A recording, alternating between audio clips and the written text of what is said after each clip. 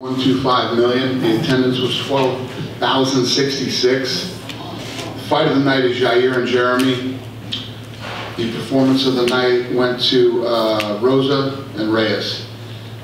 They all won $50,000. Dana, have to ask you about this Greg Hardy situation. I mean, we're just kind of finding out about it, just moments before he walked in. Can you just tell us from your perspective how the thing unfolded and what your thoughts are on it? Just a bizarre situation. Yeah, it was crazy. So everybody started screaming at me, he used an inhaler, he used an inhaler. I'm like, couldn't even grasp what do you mean he used an inhaler? So when the fight was over, I went over to Dean Thomas and said, what the fuck are you doing? How are you using an inhaler? And he said, the commissioner said we could. What commissioner? When? How?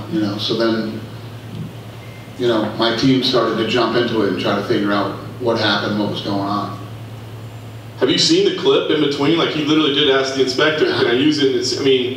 What's your take on it? Do you feel like he was justified? I think if you watch it, you can understand how it happened, but he asked the guy, and the guy says, is it medically approved? He says, it's USADA approved. Because he put it down on his sheet that he was using an inhaler, and they knew he used an inhaler, and it's crazy. I think he was concerned that you would be upset with him. I mean, are you upset? I don't even know what to say. First of all, Dean Thomas, come on, Dean, you've been in this game forever. You know what I mean? This corner, they got to know you can't use an inhaler in the corner. They should know that. It shouldn't even be a question. You can drink water. It's pretty simple. Gatorade in some states, I don't know, So. Odd situation. Different story in the main event. Great finish, great night for Dominick Reyes. Give us your thoughts on his performance and kind of where he stands in the division right now. Yeah, big win for him tonight, and we'll see what's next.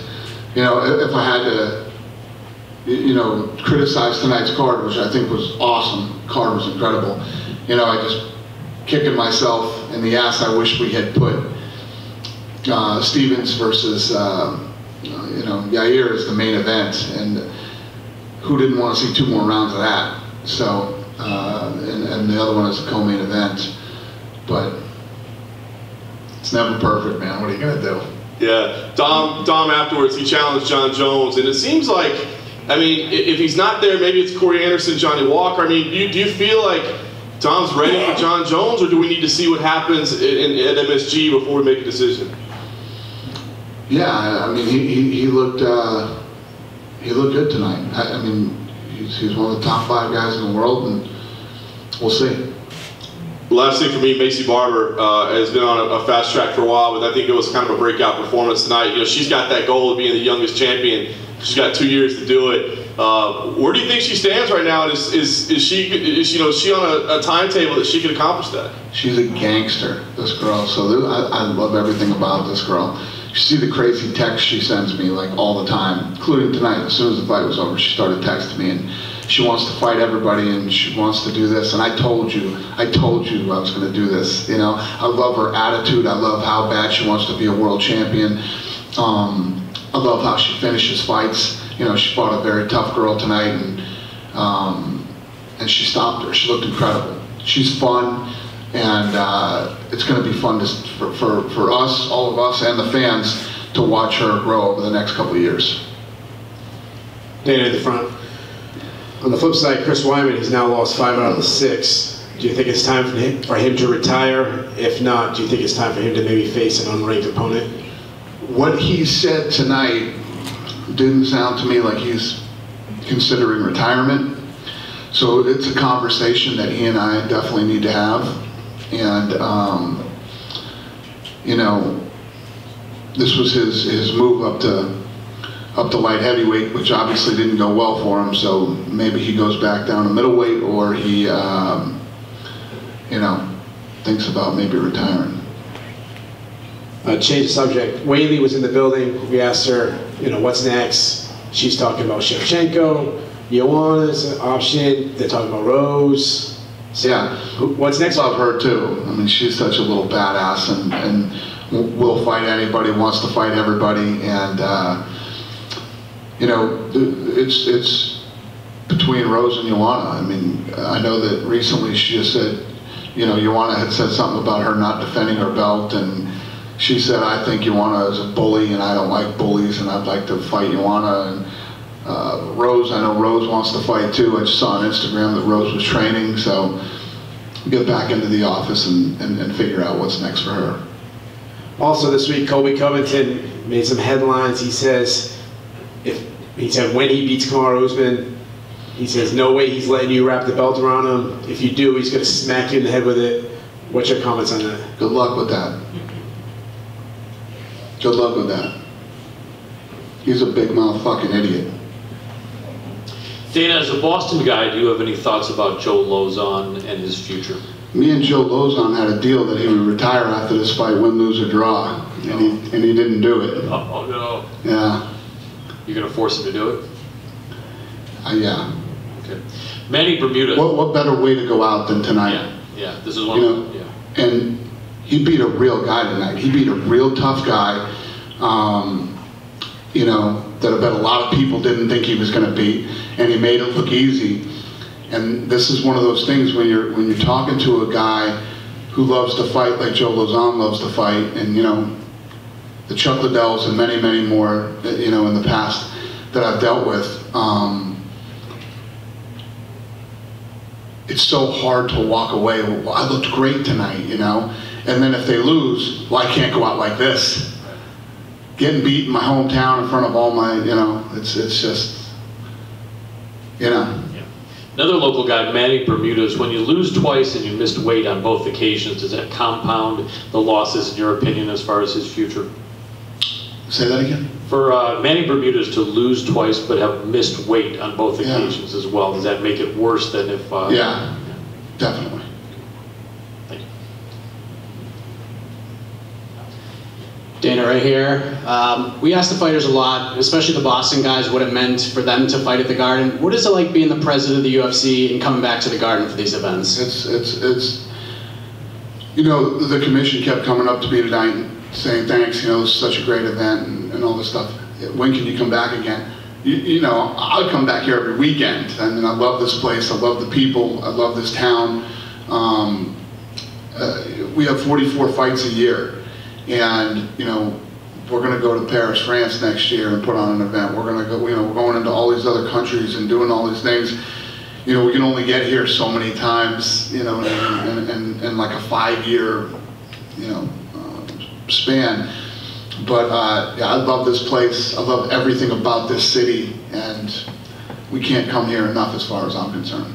Also, with this sport, there seems to be like a lot of negativity going around, but when you have a guy like Charles Rosa, who's been out for 30 months, to come back and have a performance like he had, submitting, you know, a submission specialist, and Manny Bermudez, he came out here and said he's the baddest MFer in Boston.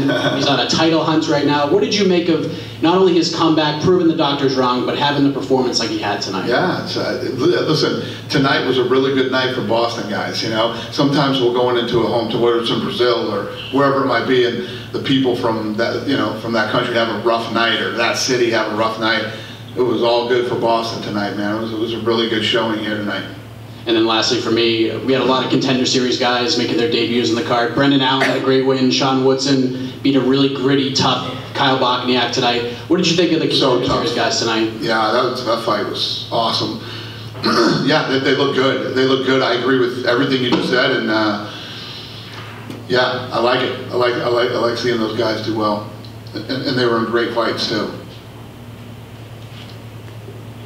Hey Dana, congratulations on the card tonight. One quick question: we had Calvin Kattar in the audience tonight. Obviously, losing him on the card gave you know, Stevens the opportunity to co-main event. What do you think about Calvin's entry into the UFC so far, and what do you think his future is, or his ceiling is? I love the kid. He's tough as nails. Looks better every time he comes out, and I love this too. You know, if you look at it, his situation, tonight was his night. He's in Boston, in his hometown, gets to fight somebody like Zabit, and the fight falls out. Now he's got to leave Boston and go to Russia and fight in his, you know, home turf, and doesn't even flinch.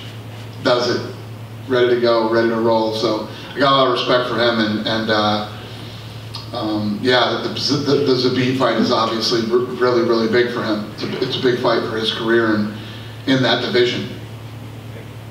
I hope I answered your question. I don't know if I did, but anybody else?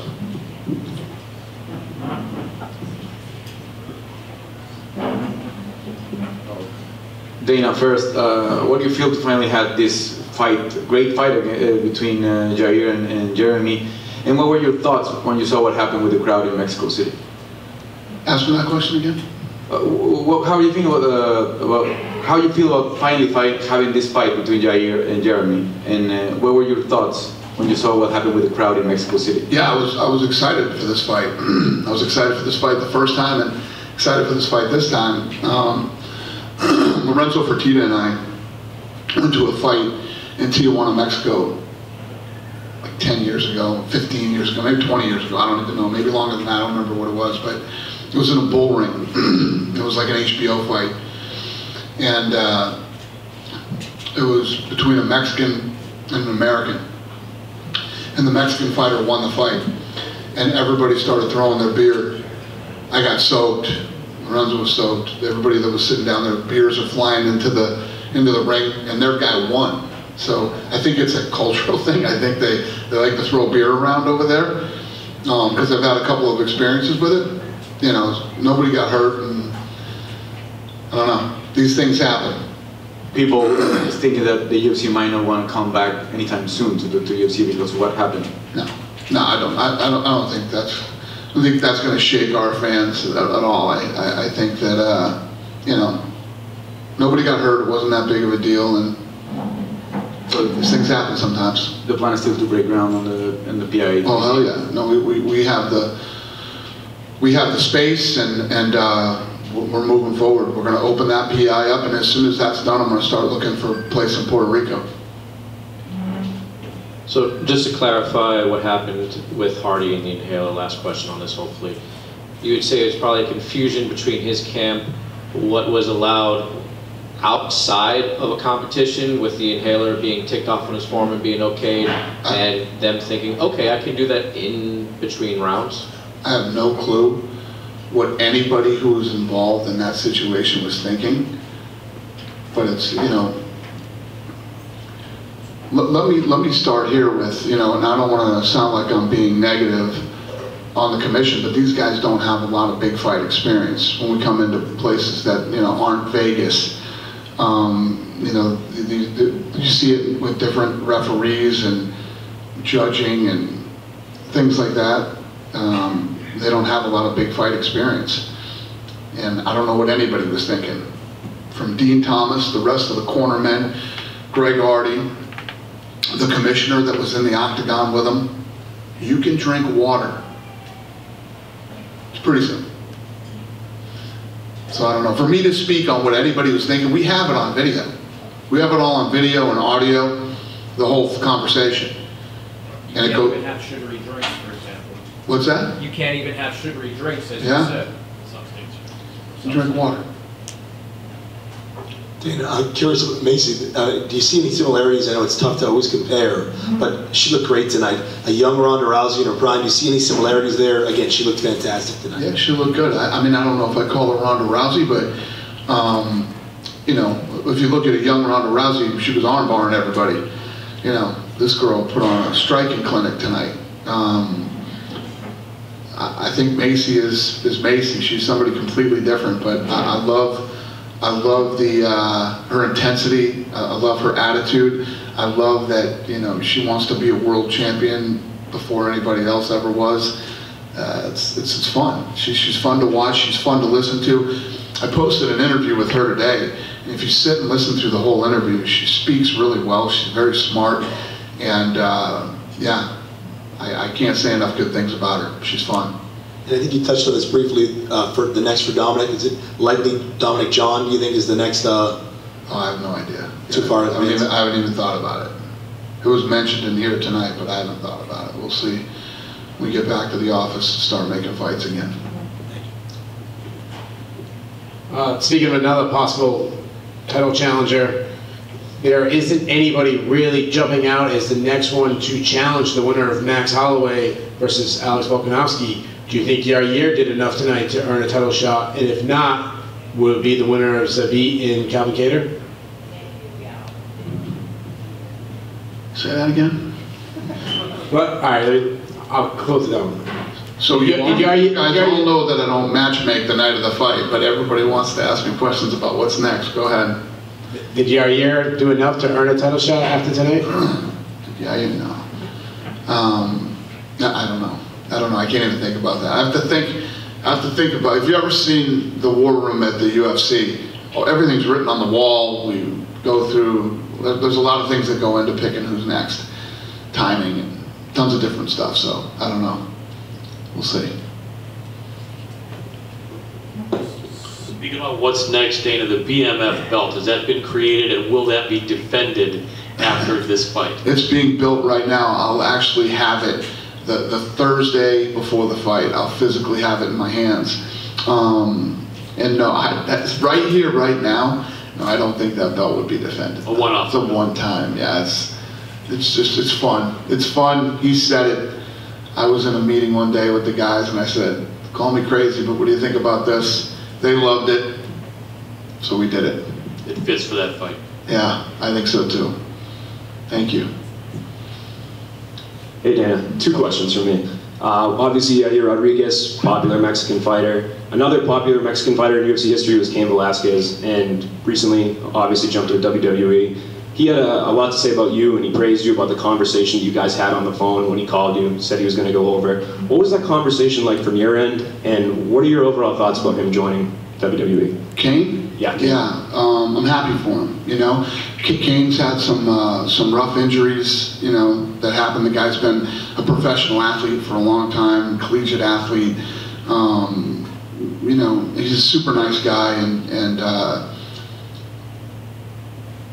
when it looks like it's the end of your career and you're looking at what to do next, it's always hard for these guys to figure out what's next. Where do I fit? What do I do? But when it rolls into some, you know, I was always like, how's Cain going to wrestle? He's having problems with his body in MMA. And then I saw him doing the Luber Libe, whatever they call it, wrestling with the mask on.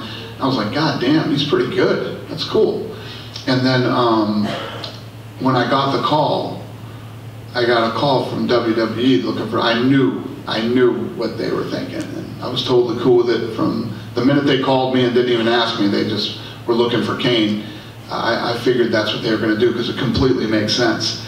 And I'm happy for him, I'm happy for his family, and I hope he does well like Ronda did and makes a lot of money, and you know, I hope the fans over there love him. In a non-inhaler related Greg Hardy question, what were your thoughts on the performance? You know, he came out here and he said that he felt like he showed a lot of new facets of his game. He went the distance. Obviously the fans, when they don't see finishes, sometimes they boo. Where did you fall on that spectrum of the fight itself? Well, I think it's one of the things in this fight too. If you look at physiques, Sassoli versus Greg Hardy, I think that fans look at the fight and say, oh, they're just giving this guy a layup, or Sassoli is not that guy. The matchmakers believed that Sassoli would clip Hardy in this fight and hurt him, and thought that this was a really big test for him. And you know, this inhaler thing is crazy. He didn't need the inhaler. He was easily winning the fight. He didn't even look like he was winded sitting on the, you know, and it's just so crazy. But you know, if you're somebody who knows how good Sassoli is and what he brings to the table, this was a big test for Hardy tonight. And he passed it until the 3rd round, the corner. So we'll see what's next for him, and you know, take him up another step. Thanks, Dan.